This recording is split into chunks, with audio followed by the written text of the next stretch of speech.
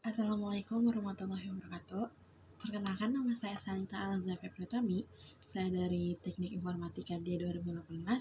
Di sini saya akan menjelaskan tentang teknologi program mobile. Yang pertama itu ada teknik komputer. Teknik komputer itu adalah bidang yang mengkombinasikan teknik elektronika dengan ilmu komputer. Kemudian saya lanjut tentang teknik komputer. Teknik komputer ini ada lulusannya itu mampu mengembangkan sebuah software dan hardware pada jaringan komputer. Yang kedua, pengoperasian sistem.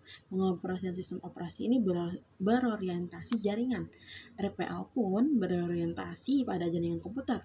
Merancang dan mengaplikasikan database berbasis jaringan dan membangun sistem keamanan atau tertanam yang berbasis AI atau kecerdasan buatan. Kemudian ada yang namanya Revolution Industry. Revolution Industry ini ada 4 versi atau 4 revolusi. Yang pertama itu ada 1.0, yang kedua ada 2.0, yang ketiga ada 3.0, dan yang terakhir yang sedang hype yaitu sekarang ini yaitu 4.0.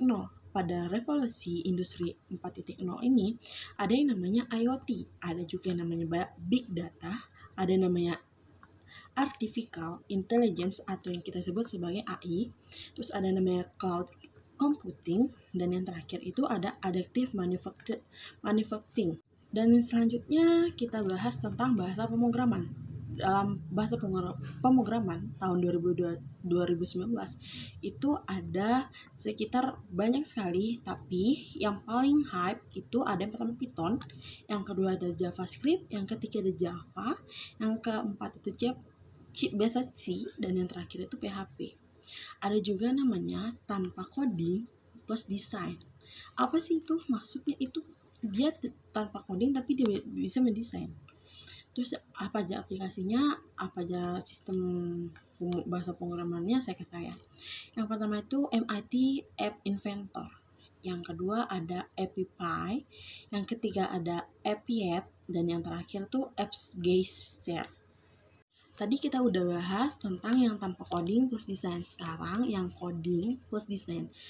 Coding plus desain ini menggunakan IDE tertentu, contohnya Android Studio. Desain menggunakan alat bantu sementara pengkodean bahasa pemrograman standar tertentu. Misalnya itu Java, Kotlin, dan lain-lain. Contohnya nih, 2011 itu ada namanya Xamarin.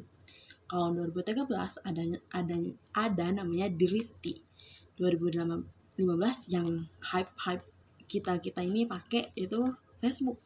Yang 2017 ada namanya Flutter. Terus penggunaan mobile. Di sini penggunaan mobile itu dibagi menjadi dua.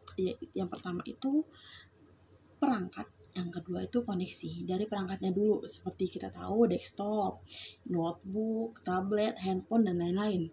Sedangkan koneksi ini ada handphone, wifi, tethering, dan LAN. Terus kita bahas tentang penggunaan mobile lagi ya. Yang pertama itu pemrograman mobile itu aplikasinya sudah mulai menjamur, aplikasi online ya. Yang kedua, pembayaran itu bisa secara online tanpa kita lama-lama gitu secara instan. Yang ketiga itu ada yang namanya mobile banking. Yang terakhir ada namanya game ini banyak ya, seperti sekarang ini PUBG Mobile Legend atau FF, banyak sekali. Dan yang terakhir itu ada namanya web service plus mobile plus IoT. Kalau web service ini tetap dia menjadi inti dari aplikasi yang ada, karena dia berfungsi sebagai Application Programming Interface atau yang kita singkat API. Terus kalau AI ini bekerja di back-end-nya. Mungkin itu aja dari saya. Lebih kurangnya saya mohon maaf. Wabillahi taufiq wal hidayah. Assalamualaikum warahmatullahi wabarakatuh.